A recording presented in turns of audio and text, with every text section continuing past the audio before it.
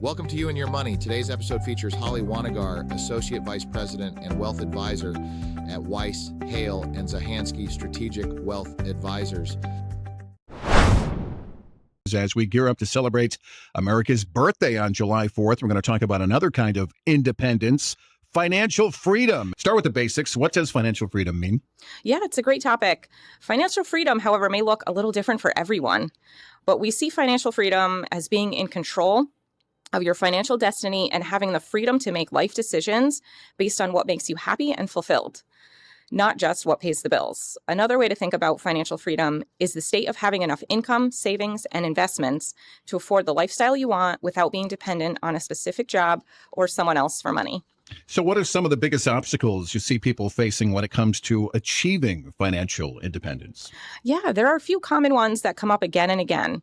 First is high levels of debt, especially consumer debt like credit cards and car loans with high interest rates. That debt eats up so much of people's income that it can impact their flexibility and ability to save. The second is lifestyle inflation. As people start to earn more, their spending tends to increase at the same time. They upgrade to a bigger house, a nicer car, more luxurious vacations, but they're not increasing their savings rate. So they end up trapped on this treadmill. And the third is simply a lack of financial literacy and planning. Money can still be such a complex topic, and many people are uncomfortable talking about it or asking for help.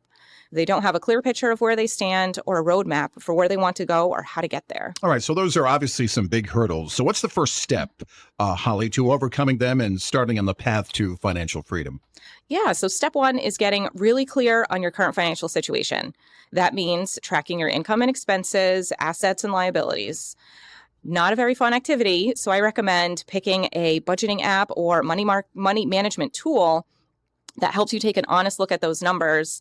Some of you may have heard of Mint is a popular app, or Monarch is a new one that has just come to market that can help you track where you're spending, as well as your bank and credit cards can also have some online tools to help you there. And what that does is really helps you see how much is coming in each month and where it's all going.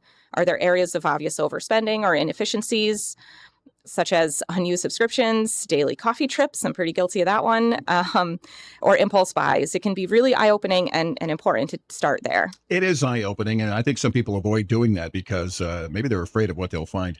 But awareness certainly is key. So what comes next after you have that baseline? Yeah, it can definitely be a little bit scary, but it's important to do, and then we can take time to make a plan and set some goals. Think about what financial freedom looks like for you. Is it being debt-free, retiring by a certain age, having a big travel budget? Write down those money goals and put a price tag on them. Then look at the gap between where you are now and where you want to be. What steps do you need to take to close that gap? Maybe it's increasing your income, cutting your expenses, paying off debt, turbocharging your investments, or a combination of all of these. My advice would be to focus on the big three. Earn more, spend less, invest the difference. It's really the most important part of building wealth and achieving financial independence over time. All right, so that's a pretty simple formula. Please share some specific tactics for each part of that triangle. Absolutely. On the earning more front, a lot of people think they're stuck with whatever salary their current role gives them. But what if we think bigger? Are there opportunities within the company you currently work for career growth that will improve your skill set and your income, or outside your current company?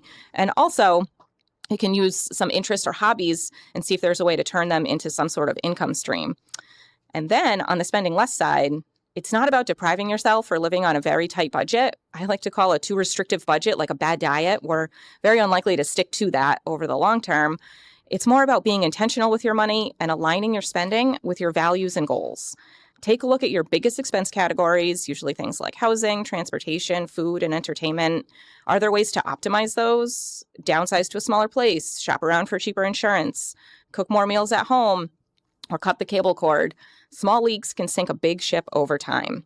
And the third piece is investing wisely so your money is working for you in the background. Such as if your company offers a 401k with a match, make sure you're contributing at least that to get that free money. All right. So great advice.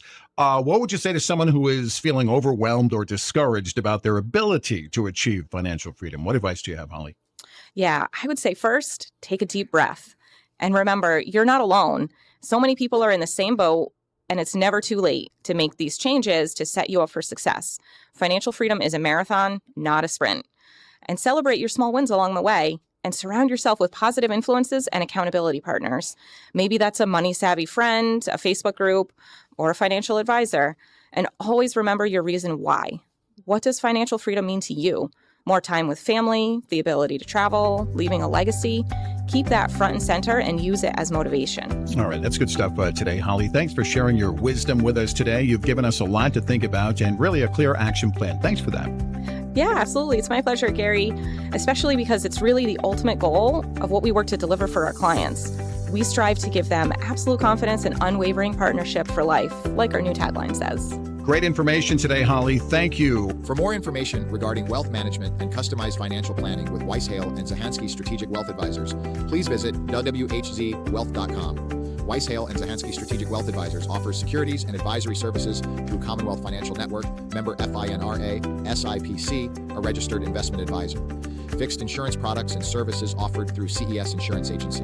They practice at 697 Pomfret Street, Pomfret Center, Connecticut, 06259 and 392A Merrill Road, Holland, Connecticut, 06084. They can be reached at 860-928-2341. Weiss, Hale, and Zahansky Strategic Wealth Advisors do not provide legal or tax advice.